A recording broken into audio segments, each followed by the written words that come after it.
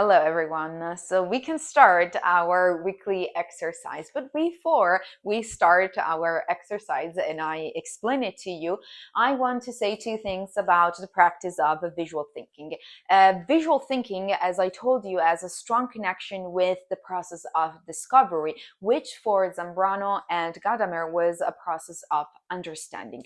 Indeed, visual thinking can be viewed as an experimental practice, as an hermeneutical experience and a participatory event that occurs not through the medium of language, that is, through the medium of words, but through different visual media, which can be images, can be colors, can be diagrams, sketches, maps, and so on. All of these different media allow, as much language allowed to emerge meaning, they all allow a new shared meaning to emerge, and therefore they allow different perspectives to be brought together and to create a meaning that is more comprehensive.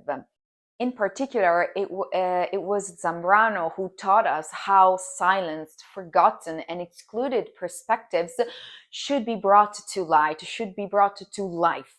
And these perspectives are fundamentals, and they should be connected with the most quote-unquote central understanding and central perspective of a thing, of an object, of a reality. And visual thinking allows us precisely to do the same, to bring to life, to bring to light marginalized perspectives that, however, are fundamental to understand a thing in its fullness. And that's the very beauty and the very importance of visual thinking. Now, all of this leads us, on the one hand, to the process of discovery, because indeed, visual thinking can be understood as a process of true discovery. But the process of discovery also leads us to a process of creativity and projectuality. In particular, to a creativity and projectuality that are not something inherited, something merely innate, but are something that we can learn and we can train. It is for this reason that for this week's exercise, we have picked another book to be read, another book that you should and can read at home. So we're proposing a book that describes exactly this very fundamental concept, that is the idea that discovering creativity and projectuality are not something innate, something we are born with, but they are actually faculties that we can learn, that we can exercise, and we can, of course, train.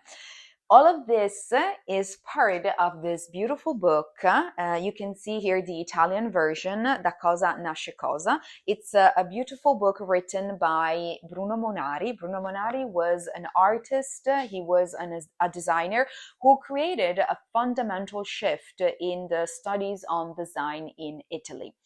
And this book presents you, exactly as I told you, with this magical and beautiful idea about developing and discovering our creativity.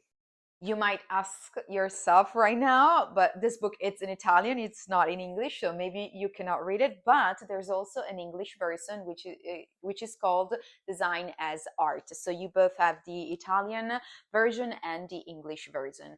Really, I suggest you to read this book because it's very light, it's very thriving, enticing, and charming, and it's a nice opportunity to reflect about how we're able to discover new perspectives, new ideas about a certain object, a certain event, and a certain thing.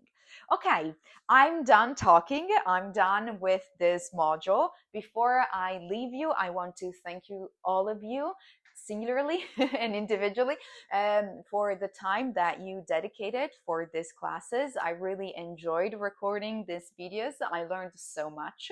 And I also want to remember you not to leave this project, because there are 4 more modules, always on the implications between, the implications of visual thinking. So there are a lot more to know about the practice of visual thinking.